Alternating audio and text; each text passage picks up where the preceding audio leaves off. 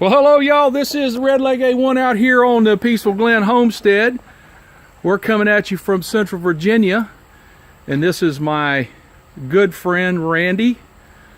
And Randy and I have been podnas for quite a while. So, Randy, real quick, tell us something about what we just got finished here. It was hot, humid work. Yeah. Hot, humid work. And But we got her done. yeah, what we building? We framed up this roof in 2 days. Got the metal on. Found a deal on some metal just because God led us to it. Yep. So, I think some bunnies are going in here. yeah, it's the new bunny house. And what I want to do is, let's see if I can get up on here. So this is a 312 pitch, and really all we have is just it's green metal up here.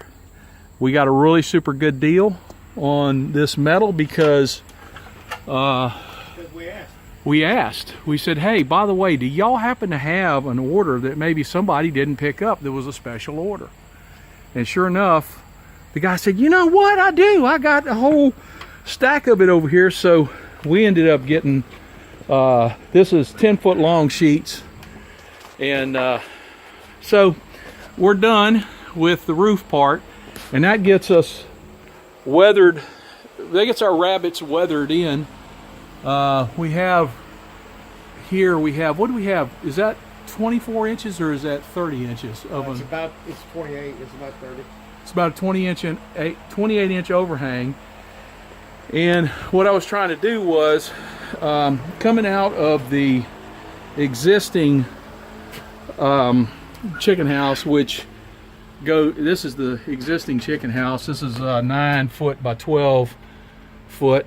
We'll come in here and we're gonna rip those cages out. Those are quail cages now. That'll be an opening that goes into the other side. So this will all be nothing but quail anymore. We'll do some repair on that, close that in. So that whole bunch of cages are coming out. These roost walks are coming out, and we'll have quail cages up there, up against this wall, and from this corner over probably to about right there, so that I can have a direct opening in there, and we'll stack the cages on top of one another. And that gets the rabbits out and the chickens out of the main house. And so as you come out of this place of this access out of the greenhouse, you can see there's probably not more than about 5 feet across here. And if it's a torrential downpour, I pretty much have one step in the rain and then I'm into this house right here. So anyway, with all the dang rain that we've had this season, we're trying to, kind of clean up and get things a little bit more organized for small livestock production and actual go into a production mode. So my buddy Randy and I, we've had a good time. Well, always. I wouldn't necessarily say we've had a good time, but we had to remove this this tree right here. This tree, as you can see, had a big huge lean, and it was pointing straight up that way, and look what it ran into. And I miscalculated how much room we would have. So in the middle of the build, we had to come in and tie this sucker off right here in 2 different places, and you can see the rope out that way. And Randy got out there and yanked and janked on it, and I got up here on a big tall ladder and I cut her back over there, and then we removed that much of it so that we could work. But it fell perfectly, and no damage to nothing. This is some pretty sturdy fencing right here. This stuff is actually the, what do you call that, pallet rack? Pallet racking is what that is. So it's pretty doggone sturdy. Get that all squared away. So anyway, and already put to use? Yeah.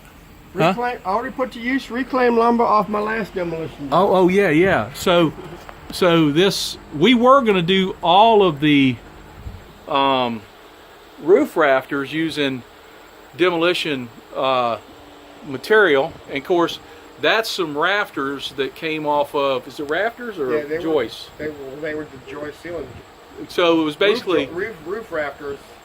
Yeah. For a barn roof.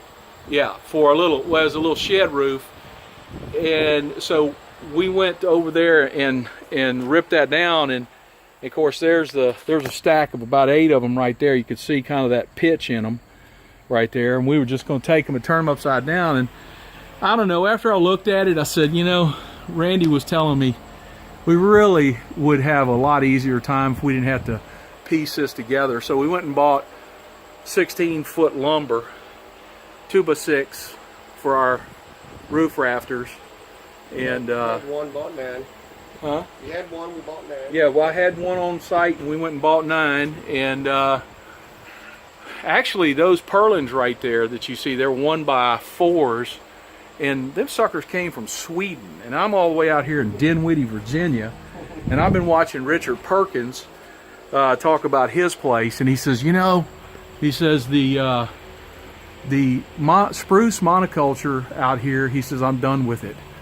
And I'm like, dang, Richard, that's some really good lumber. I mean, that is the best looking 1x4 material that I have ever used. I thought about not using it and using it for some cabinet work that I got to do, but nevertheless we used it, and I could actually stand on it, and it didn't feel like it was going to break through like some of the other stuff that I've had maybe from Brazil or something like that.